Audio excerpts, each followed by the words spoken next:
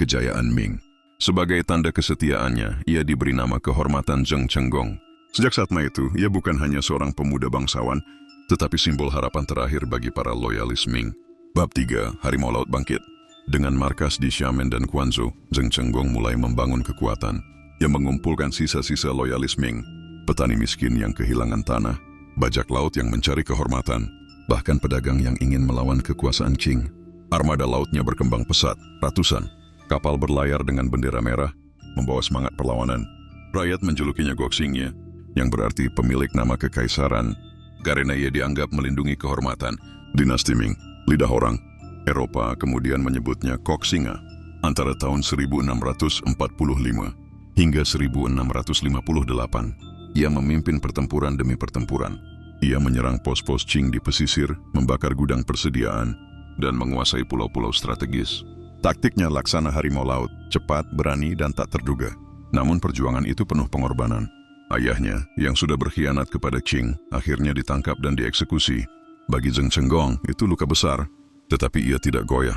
Bila ayahku memilih menyerah, biarlah aku yang menebus dosa itu dengan darahku, katanya kepada para pengikutnya.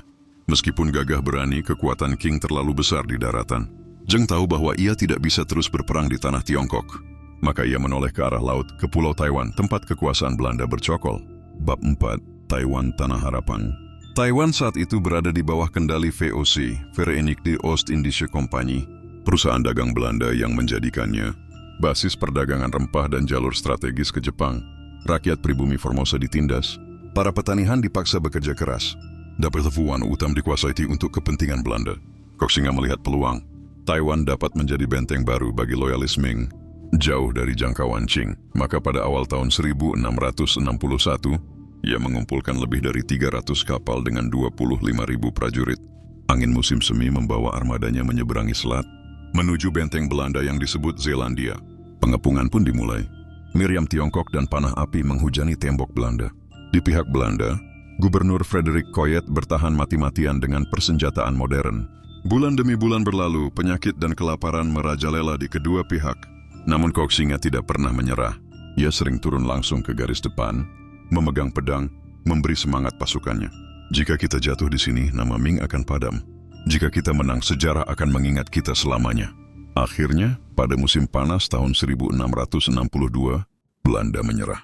Bendera merah dengan lambang Ming berkibar di atas benteng Zelandia. Taiwan bebas. Rakyat bersorak dan nama Koxinga menggema sebagai pahlawan Asia yang berhasil mengusir